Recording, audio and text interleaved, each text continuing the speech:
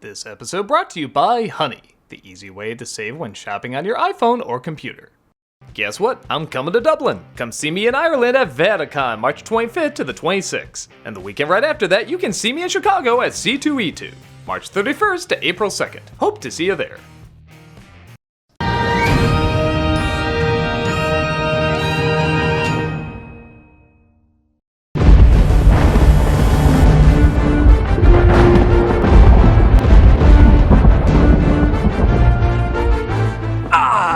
Sparrow here, ready for adventure on the seven seas.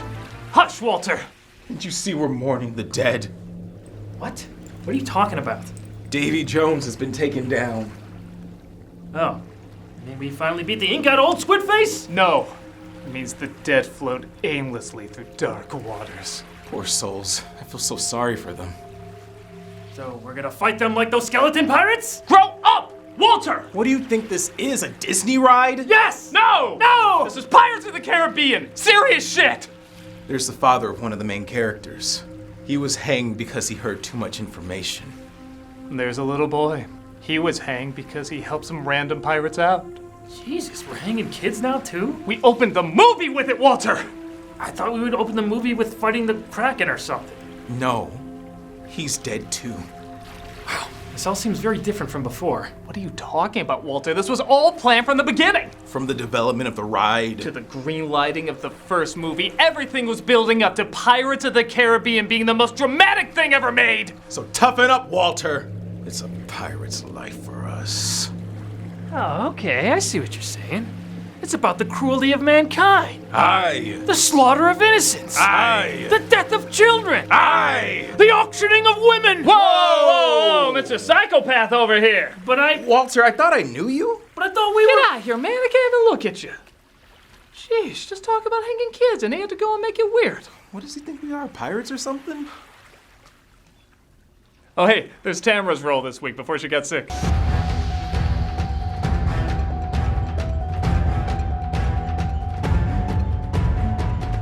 We finally come to it, what many consider the worst of the Pirates films, Pirates of the Caribbean at World's End.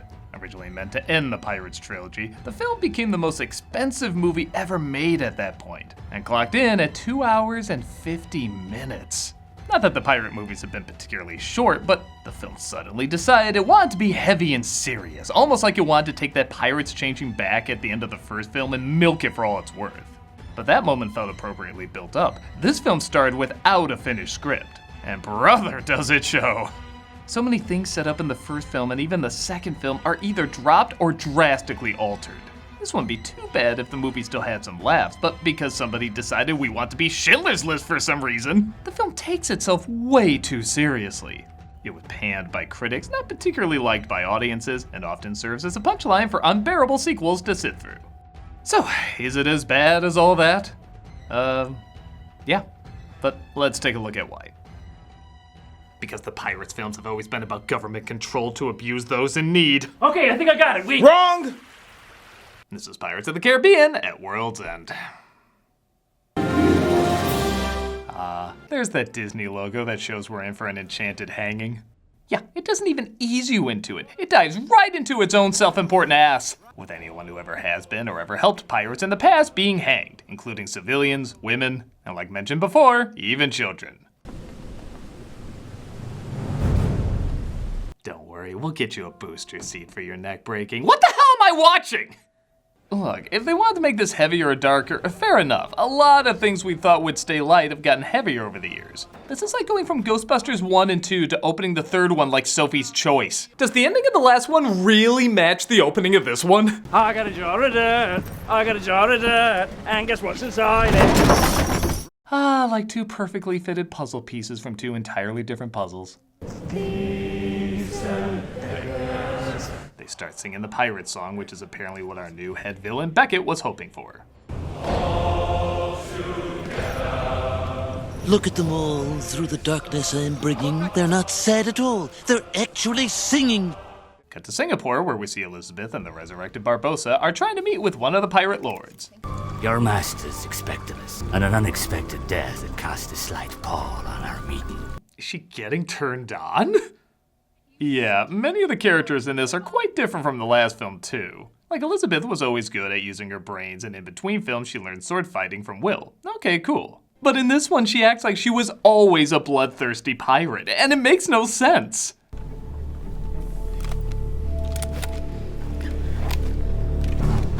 That's disgusting! So they talk to Captain Cao Feng, played by Chow Yun-fat, who's trying to give this character some personality with, I don't know, waving his hands weird. Can you blame him? They gave this guy no character traits.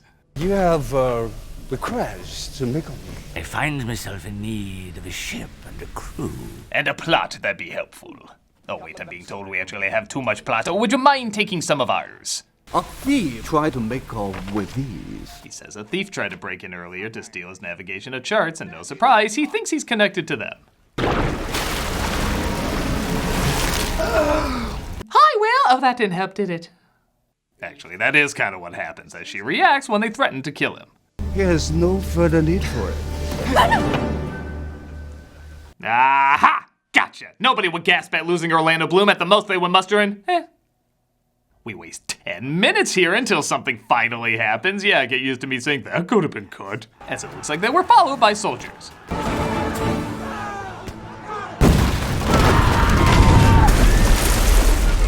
Was she an animatronic from the ride? Don't forget to check out our gift shop. They escape with the map, which is said to take them to World's End, where they can get Jack back. I'll give them credit. With PG meaning pretty much nothing nowadays, this is the most RPG-13 I've seen from this company. We see that Davy Jones is now being controlled by Beckett, who'll destroy his heart if he doesn't do as he commands. This is similar to Bane being second banana to someone else. If the villain they're working for isn't as interesting, it simply isn't fun. It's nothing personal, Jack. It's just good business. They really try to make Beckett the big bad guy in this, as he wants to destroy all pirates, and he's just not written or acted in that enjoyable a way. Maybe if he was a charming stuffed shirt like Belloc or Donovan, or even comically annoying like Joffrey or Prince John, I could get behind that. But I ironically end up hating this guy because he's not fun to hate. He's just boring.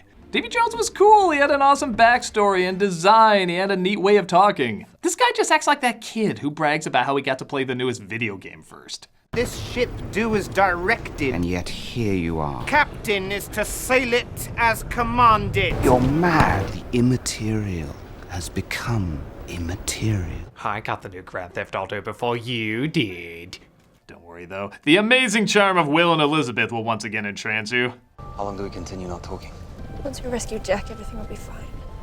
Then we rescue Jack. Trust me, a lot of people are hoping that's true. They find themselves tossed over a waterfall that leads to random audio from the ride. Okay, that is the laziest way yet to tie this all back to the source material. In the first film, it was like 4 callbacks. In the second one, maybe 2. I bet you anything at the last minute they were like, oh shit, we have nothing from the ride. Quick, Harry, record the ride audio on your phone and we'll just put it in the movie somewhere. And a mere half hour in, we're finally given our intro of Jack, which once again is pretty memorable. Step lively! Will! Right away! I'm on the fire down below! Okay, so I do legit like that Jack's punishment in Davy Jones' Locker is being surrounded by other versions of him. I'm not sure if this is his unique punishment or if he just went mad and is seeing things or whatever, but it's fitting. Even if sometimes it does go a little too abstract.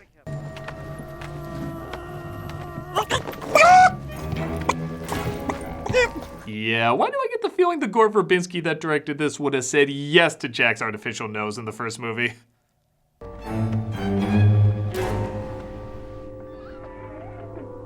Don't ask your parents what that means, kids. If you haven't already left the theater crying. Or fell asleep. Yeah, again, this scene's like 8 minutes long. It's like being stuck in the world's most abstract escape room. I don't know what I'm supposed to do with this. I mean, what are we supposed to wait for rocks to start walking? Even they want to get the hell out of this scene. Tia gives new meaning to the term I got crabs as she has the creatures bring them the pearl and Jack. Jack, however, is reluctant to go back after Elizabeth killed him off. 4 of you have tried to kill me in the past. 1 of you succeeded. Oh. She's not told you. Ah, so you haven't told them your little secret. This apparently makes Will even more angry, which, wouldn't he be happy after that? He thought she liked him and she ended up killing him. Isn't that a good thing? Nope, we have to have a pointless rift between them, so now he's angry that she lied to him. You chose not to tell me. It wasn't your burden to bear. But I did bear it, didn't I?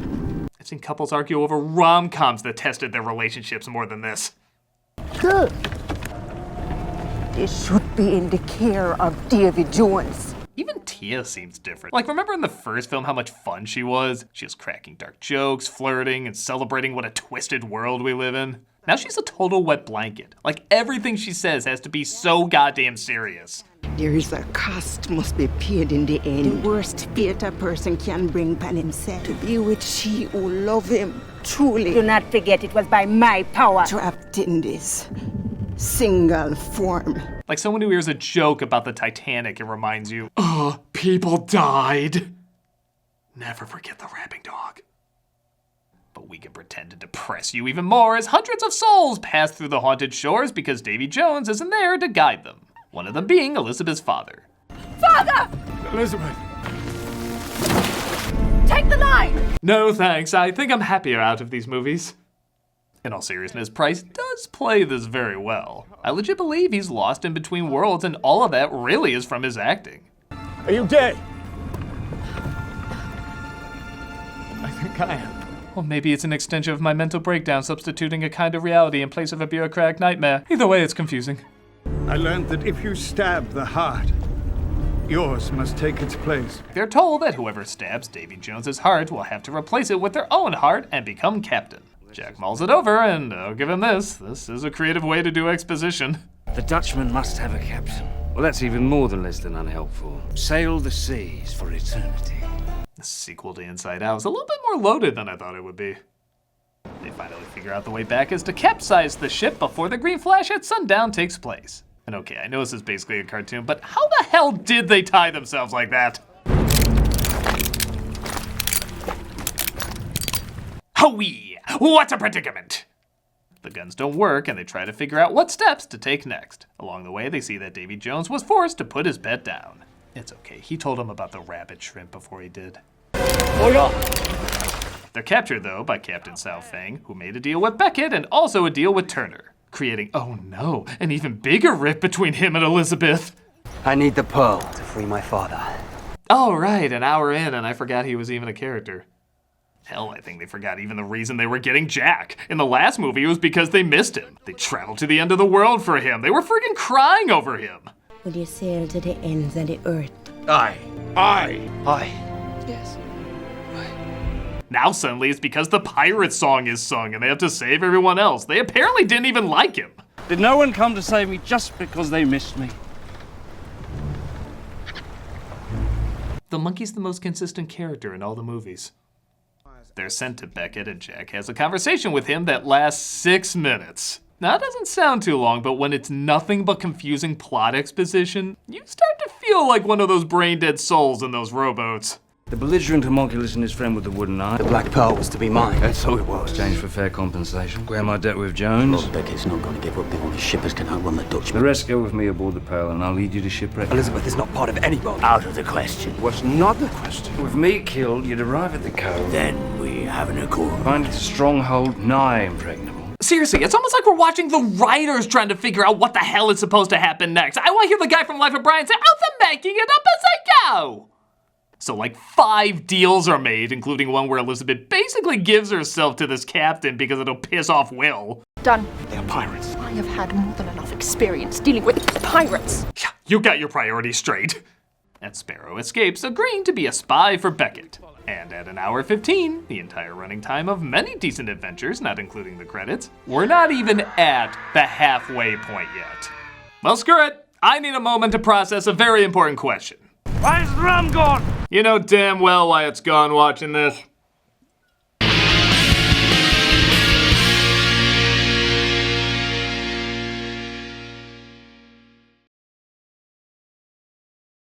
In today's living art exhibit, we have an example of man shocked by how much he saved using honey. Just look at how deep he is in thought, contemplating how much he saved.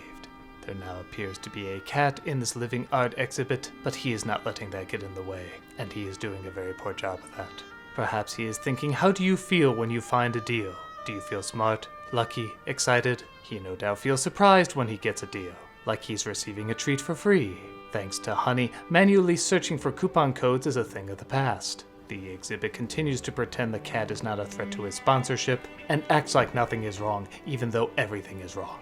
He is no doubt thinking Honey is the free shopping tool that scours the internet for promo codes and applies the best one it finds to your cart. Imagine you're shopping on one of your favorite sites. When you check out, the Honey button appears and all you have to do is click Apply Coupons. Wait a few seconds as Honey searches for coupons it can find for that site. If Honey finds a working coupon, you'll watch the prices drop. The man is now trying to stop the cat from rubbing up against the tripod, again, very poorly. This is riveting. He is also clearly thinking how much money he saved on a tablet recently, going from $149 to just $99. He is amazed and delighted at how much he saved and how easy it was to use. Unlike his cat, who he is still trying to keep from his camera tripod. Honey doesn't just work on desktops, it works on your iPhone too. Just activate it on Safari on your phone and save on the go. This is the man realizing the cat is funny and trying to get him back into the sponsorship. To no avail. Yes, very smooth. If you don't already have Honey, you could be straight up missing out. And by getting it, you'll be doing yourself a solid and supporting this show. Get PayPal Honey for free at joinhoney.com/nostalgia. That's joinhoney.com/nostalgia. This is the man pretending that the cat likes him even though he wants nothing more than to get away. This exhibit was an embarrassment, but Honey is not. Go now and be glad.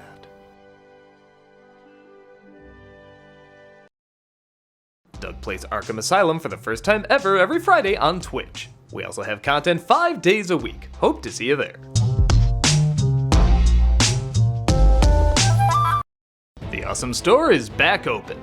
For real this time! Yeah, sorry, some behind the scenes stuff delayed it a little bit, but it's open now and you can get DVDs, prints, and more, so go and check it out.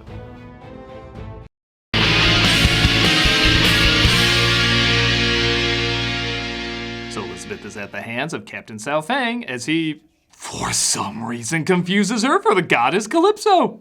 And you will be free, Calypso. Now, don't get me wrong, Calypso is in this movie and she's Tia, because of course she is. But what makes him think this random woman he stumbles across is her? And what do the brethren have? Calypso.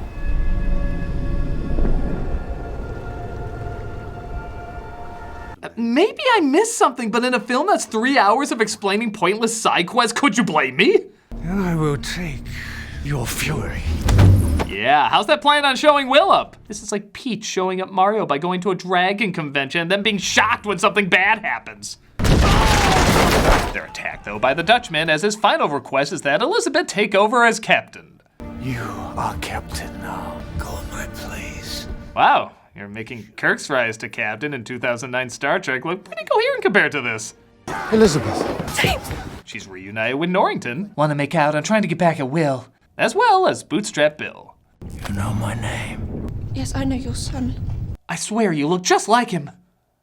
So much friggin' stuff happens and doesn't happen in the next 15 minutes. It's enough to make you envious of the people in the opening. Will sends breadcrumbs of dead men to Beckett. Sparrow kicks him off. Norrington frees Elizabeth. Bootstrap Bill goes nuts and kills Norrington. Will reaches Beckett. He says he can lead him to the pirates. The pirate lords meet up and talk for another 15 minutes on top of the other 15 minutes of mindless talk we just had. Christ, maybe there was humor in all this, because the other films went back and forth a lot too, but they mixed it up with good jokes and surreal visuals. There aren't nearly as many jokes in this, weird in a movie that starts by hanging a kid. And the visuals are so drab and boring. I feel like if the color palette of The Matrix could puke, this whole film would be its vomit.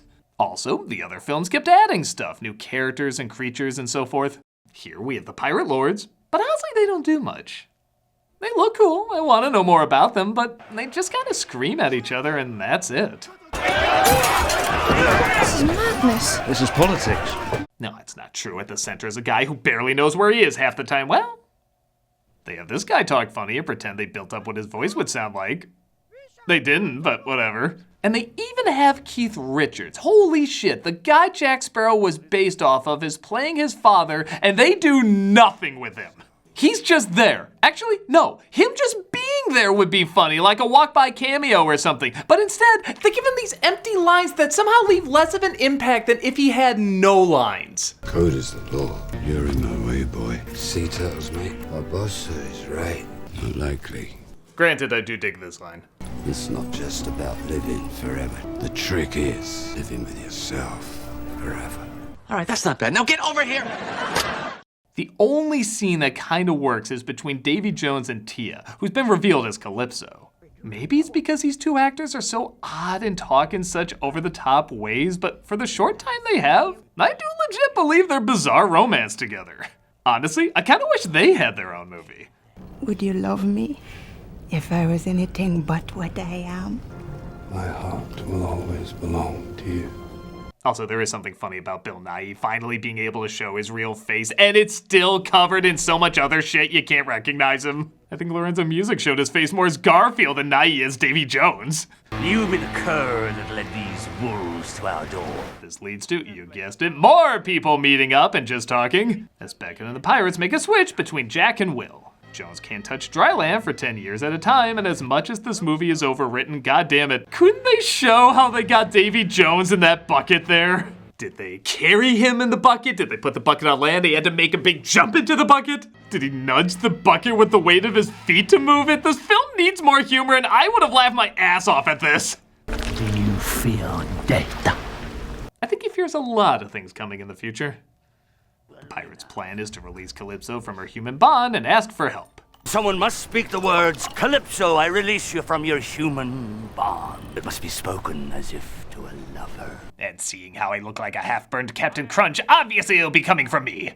You didn't say it right. But Wooden Eye Pirate says it the right way because he apparently had the hots for her? I don't know, this film focuses on stuff it doesn't need to and ignores all the stuff it shouldn't, causing her to grow in size. Honestly, a pretty decent effect. Calypso! We kneel before your giant cooch.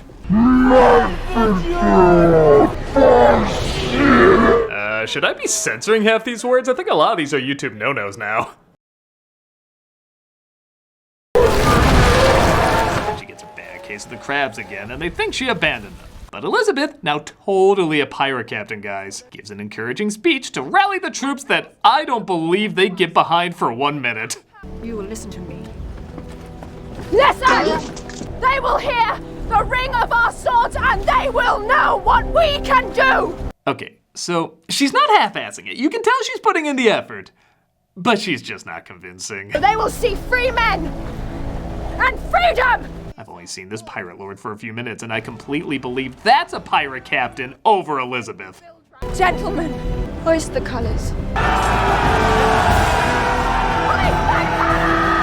Again, if she was calculating and cunning like before, or maybe even just an honest sword fighter whose humble honesty wins them over, I'd buy that. But screaming when you put your hand in a pile of goo that used to be your best friend's face, I'm just not seeing it. The speech works though as the massive army of pirate lords and the massive army of British Navy line themselves up to watch just 2 ships duke it out.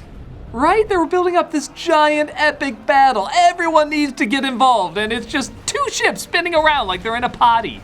Dude, even if you just said the other ships were fighting while these 2 were spinning around, I don't even need to see it. I just need to know it's happening, and they're not just sitting there like people who have money on an internet boxer. Why the hell did all these people show up?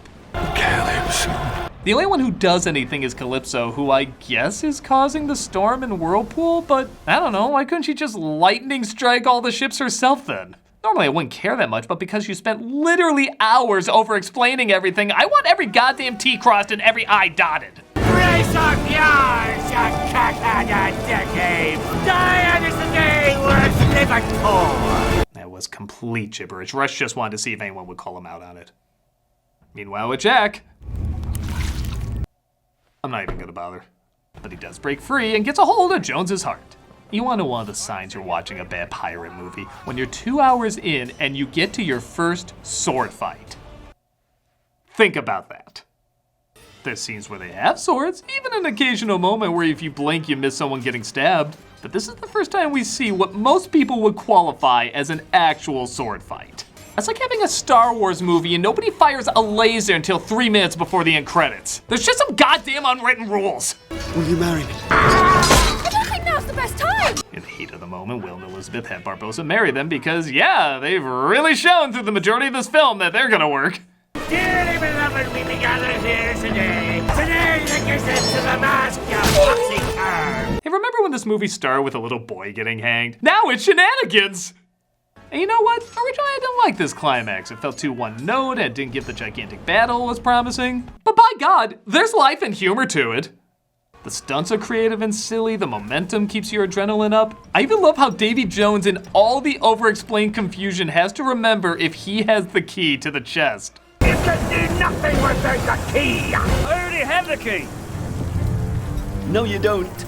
I love that. Like, even he had to think, wait, did we film that? Jack does grab the key, but Will gets stabbed. And in order to save him, he forces Will's hand to stab Jones's heart. Hold on. Okay, I know this is supposed to be a silly Pirates movie, but I just look at that thinking, G.I. Joe, parachute set! Shouting Captain Swann not included. The Dutchman arises with Will as their captain, and they take out Beckett's ship.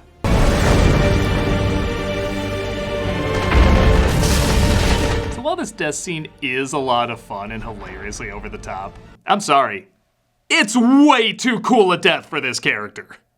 This guy has done so much nothing, and I don't feel any satisfaction when he gets his comeuppance. Imagine Billy Zane from Titanic or DiCaprio from Django Unchained. There's like a million other snobs I would love to see this death for, and it's wasted on this schmuck. Makes as much sense as cheering for not doing a goddamn thing. Well, we got the rest of our lives together. Want to hear some dad jokes? Barbossa steals the Black Pearl again, but Jack steals his map to the Fountain of Youth. And I do like he returns basically back to the same scenario as he started with in these movies. With that said, it looks like Turner is now the captain of the Dutchman, and he can't set foot on land for 10 years. Oh, I guess he's gonna recruit Elizabeth to be on the crew. Nah, she's good. Just a bang zoom, thank you Bloom, and she's off to live her life. Will she often join him at sea, seeing how she's a pirate lord and all? Well, actually, the end credit scene shows she got pregnant. I don't think she stayed captain after all of that, but I could be wrong. However, a fan theory suggests that when Will comes back 10 years later, the curse will be lifted. Bar some dialogue that was mentioned earlier. But in another film, they show he's still cursed at sea. So yeah, this ending's pretty lame. So much better than how they ended the first time. Oh, I mean how part 1 of this clearly planned out trilogy began. Yeah, they had no idea what they were doing. I know a lot of films are like that, having to make up shit as they go, but it really shows with this flick. And I wouldn't mind the sudden tone change, the decreasing of jokes, the flip-flopping characters, if it just wasn't so damn long. The overwriting is out of control. And yes, there is an occasional joke to help break it up, but okay, what was the first film about? Pirates trying to break a curse. What's the second film about? It gets a little more complicated, but basically Jack trying to escape Davy Jones. I, for the life of me, cannot tell you what this is about. Aside from an hour and a half too long. For the most expensive film at the time, there's too much cartoony CG. For the end of a trilogy, it never feels like it was planned out. And for what was supposed to be a lighthearted series with an edge, transformed into a complicated bore fest. It's not the worst sequel ever made or anything, but it's definitely some really bad eggs. And that's about it for Pirates Month. Stay scurvy, mates, and until next time, Drink up, me hearties, yo-ho!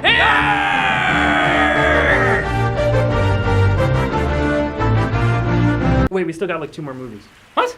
Oh, that's right, they did make more. No, that can't be right. Let me see. Oh, shit, they did make 2 more movies. They're the ones everyone forgets about.